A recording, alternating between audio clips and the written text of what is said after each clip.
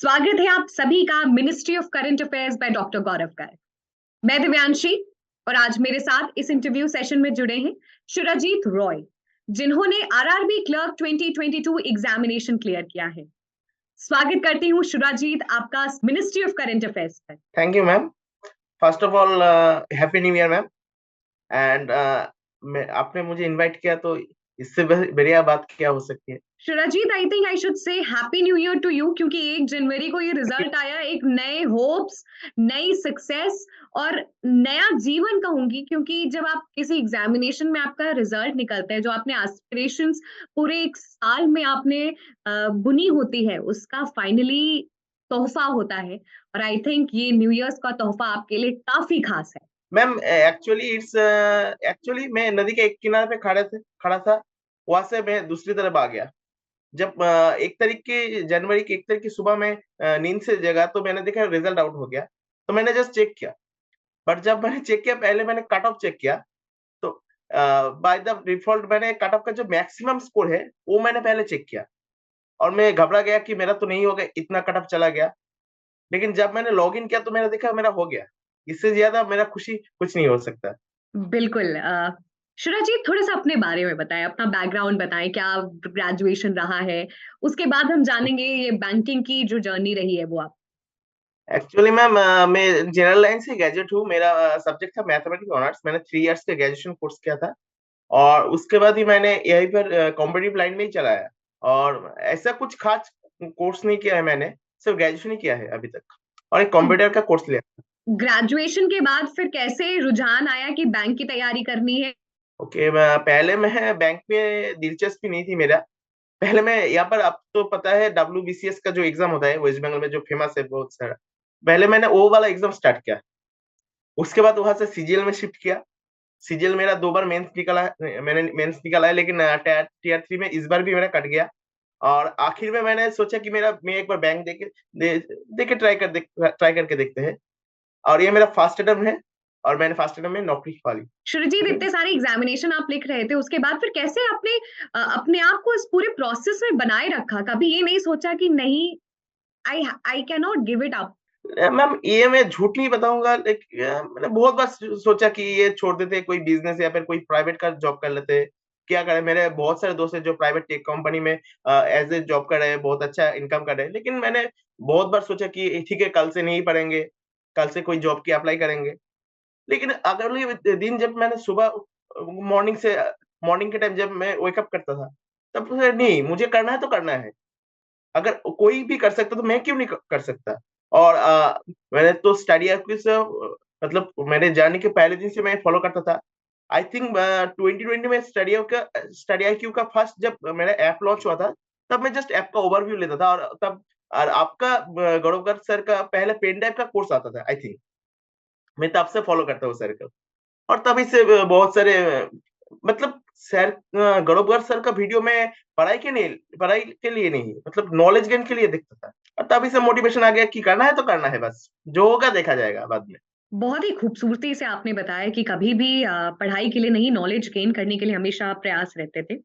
ये सच्ची है मैम। सुरजीत, थोड़ा सा आगे बढ़ते हैं। आप जर्नी बता रहे थे कि कभी कभी लगता था कि छोड़ देते हैं, फिर खुद वापस कैसे प्रिपरेशन में आते थे? वापस आने की इंस्पिरेशन मुझे मेरे मम्मी से मिला है। मेरे कभी कई सारे दोस्त थे, उनसे भी मिला है। जब किसी दूसरे की वीडियो देखता था मैं यूट्यूब पे, किसी दूसरे की इंटरव्यू देखता है। आज जब मेरी इंटरव्यू आ रही है तो मुझे तो बहुत खुशी हो रहा है।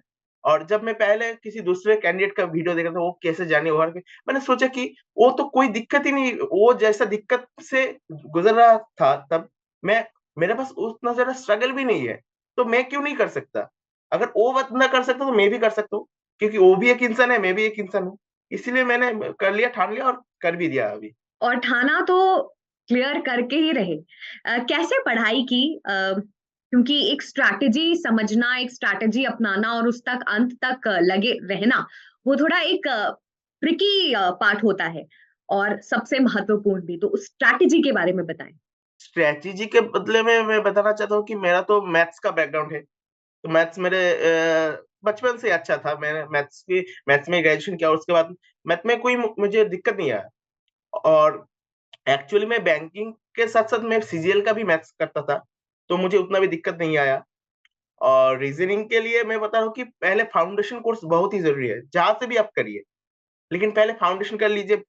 और उसके बाद मॉक से मॉक प्रैक्टिस सेट, मतलब लड़ाई छोड़नी नहीं चाहिए, लड़ाई करना पड़ता है सब कुछ के लिए। और बाकी रही इंग्लिश, इंग्लिश के लिए मैं एक ही सजेस्ट करूंगी कि रीडिंग हैबिट ज्यादा होना चाहिए।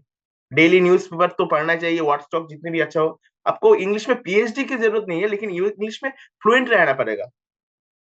क्या कहना, एक्चुअली बैंकिंग का जो एग्जाम होता है वहां पर जो इंग्लिश का क्वेश्चन आता है, वो ग्रामेटिकली से ज्यादा जरूरी नहीं है, वो इन्फरेंस बेस्ड क्वेश्चन कि आप क्या समझ रहे हैं क्वेश्चन से, इसका बेस्ट।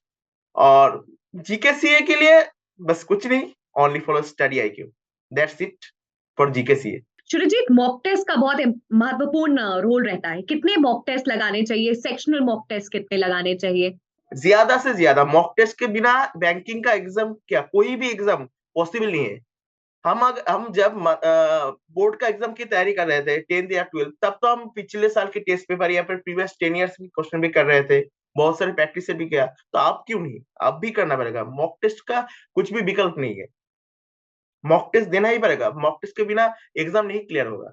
हम में से बहुत सारे लोग हैं जो तैयारी करते हैं, क्वांट पजल लगाते हैं, लेकिन एक बार उबन सी आने लगती है कि आ तो गया है। आपके साथ भी ऐसा होता था? बहुत बार है, उसको बहुत बार कैसे हुआ है। ओवरकम करते थे? क्योंकि एक कंसिस्टेंट माइंडसेट होना बहुत ही आवश्यक है। जब भी मेरे साथ होता तो मैं सो लेता था, 1-2 घंटे की नींद ले लेती थी, फिर उठ के मैं फिर से वही चीज करता था। क्योंकि माइंड जब डिस्टर्ब होता है तो उसका एक ही सोल्यूशन है, आप नींद ले लो, कुछ देर आराम कर लो, फिर आ जाओ, फिर अगर नहीं हो रहा फिर कुछ देर आराम कर लो, हो जाएगा। लेकिन आपको छोड़ना नहीं है, प्रॉब्लम को छोड़ा नहीं जाता, प्रॉब्लम को फेस करना पड़ता है। अगर प्रॉब्लम को छोड़ के हम साइड से निकल जाते हैं तो प्रॉब्लम जिंदगी के हर एक स्टेप में मिलेगा आपको, और प्रॉब्लम में आपका जिंदगी उजल जाएगा। स्पीड, एक्यूरेसी, किस तरीके से तालमेल, सामंजस्य बनाया जाए? पहले तो मैं एक चीज बताऊंगा कि पहले स्पीड में ज्यादा ध्यान ना दें। मैथ्स में अगर 35 क्वेश्चन है, तो आप टाइम अगर 20 मिनट से, आप पहले ट्राई करिए कि 15 क्वेश्चन हो, उसके बाद 20 क्वेश्चन हो, लेकिन एक्यूरेसी 100% होना चाहिए। अगर पहले एक्यूरेसी आ जाएगा फिर आप स्पीड के बारे में सोचिए। टाइम लगेगा ठीक है, आप पहले एक्यूरेसी पे ध्यान दीजिए। अगर आपका स्पीड 35 आउट ऑफ 35 है, लेकिन आपका अगर एक्यूरेसी में अगर 5 ही ठीक हो रहा है, 30 गलत हो जाए, तो आपका कोई तो लाभ नहीं है ना इसमें। पहले आपको एक्यूरेसी ठीक करना पड़ेगा, उसके बाद आपको स्पीड में ध्यान देना पड़ेगा। अब अगर जब आपका दोनों आ जाएगा तो आप देखेंगे आपका एग्जाम भी क्लियर हो जाएगा। शुरुजीत, जब हम अलग अलग चीज पढ़ते हैं, नोट्स बनाते हैं, रिवीजन करते हैं, तो कितना महत्वपूर्ण है? आपने नोट्स और रिवीजन किस तरीके से किया? नोट्स तो मैं पहले से बनाता था। और नोट्स क्योंकि जरूरी है कि अगर आप कोई वीडियो पे या फिर कोई बुक से पढ़ते हैं, तो अगर आप नोट्स बना लेते हैं ना, तो आपको झट से मिल जाएगा। नहीं तो आपको से यूट्यूब या फिर जो भी ऑनलाइन प्लेटफॉर्म है या फिर जो भी बुक्स है, आपको वो ढूंढना पड़ेगा। मैं तो हर वक्त तो नोट्स बनाता था, जो भी जीके सीए का हो या फिर इंग्लिश का हो या फिर मैथ्स का कोई फॉर्मूला हो कि या फिर रीजनिंग का कोई थ्योरी हो, नोट्स बनाना चाहिए हर वक्त। और नोट्स को रिवाइज कैसे करें? क्योंकि मैं दो चरण में रिवीजन आपसे समझना चाहूंगी। नोट्स को कैसे रिवाइज करें, उसके बाद फिर प्रीलिम्स के बाद जो मेंस का पेपर होता है उसमें जितना भी पोर्शन और सिलेबस पढ़ा है उसको कैसे रिवाइज करें, क्योंकि ये रिवीजन सबसे महत्वपूर्ण होता है। ठीक है, मैं पहले प्रीलिम्स के पहले आता हूँ। आई थिंक मैंने जैसा किया था, मैंने प्रीलिम्स और मेंस अलग कुछ नहीं देखा था पहले से। मैं, क्योंकि आपको तो पता है प्रीलिम्स में जीके से ही नहीं है, तो इसके लिए क्या जीके से प्रीलिम्स के बाद से पढ़े। अगर ऐसा करते हैं तो एग्जाम मैं लिख के दे सकता हूँ कि एग्जाम कभी भी क्लियर नहीं होगा। जीके से आपका प्रिपरेशन के पहले दिन से पढ़ना पड़ेगा। प्रीलिम्स के बाद जितना भी टाइम मिलता है, बैंकिंग में बहुत ही कम टाइम मिलता है, उस टाइम पे सिर्फ रिविजन हो सकता है, उससे ज्यादा कुछ नहीं हो सकता। इसलिए आपको जीके सीए हो या पर मैथ्स हो, रीजनिंग हो, ये आपको प्रीलिम्स के पहले से ही करना पड़ेगा। जब नोटिफिकेशन आ जाता था, तब हम क्या करते थे कि अब ठीक है, नोटिफिकेशन आ जाता है तो एग्जाम की डेट के बारे में भी पता चल जाता था। तब हम क्या करते थे, प्रीलिम्स के मॉक लगाना स्टार्ट कर देते थे। और उसके बाद थोड़ी थोड़ी प्रीलिम्स भी चलता है, मेंस भी तब थोड़ी कम होता था। लेकिन जब प्रीलिम्स हो जाए तब फुल एक्सलेट ऑन मेंस, और फोकस भी मेंस ही होता था, क्योंकि प्रीलिम्स आपको सिर्फ एक पड़ाव पार करता था, लेकिन मेंस आपको नौकरी दिला सकता है। तो शुरुजीत, ऐसे एज एन एस्पिरेंट क्या दिनचर्या रहती थी आपकी? एक्चुअली मैं तो घर से बहुत दूर रहता हूँ, लेकिन मेरे घर पे सब कुछ इंटरनेट पर एक्सेस या फिर कोचिंग का भी एक्सेस नहीं मिलता था। घर से 300 किलोमीटर दूर रहता हूँ। वेस्ट बंगाल का जो कैपिटल है कलकत्ता, मैं वहां पर रहता हूँ। और यहाँ पर सब पढ़ाई भी होती थी, मस्ती भी होती थी, सब कुछ मिला के। ऐसे नहीं कि मैं सुबह उठकर पढ़ने बैठ गया तो सिर्फ 12 घंटे पढ़ाई, ऐसे नहीं। 12 घंटे पढ़ाई से होता है, कोई कोई भी होता है, लेकिन मेरे तो 6-7 घंटे में ही हो जाता था। श्रुति, जब हम एग्जामिनेशन लिखने जाते हैं तो एक माइंडसेट होता है, वो माइंडसेट बहुत ही फोकस्ड रहना चाहिए, क्योंकि एग्जामिनेशन में डिस्ट्रैक्टेड बहुत रहता है, तो उसको फोकस कैसे लाए? तो जैसा कि मैं आपने बताया कि एग्जाम से पहले माइंडसेट कैसे फिक्स करें।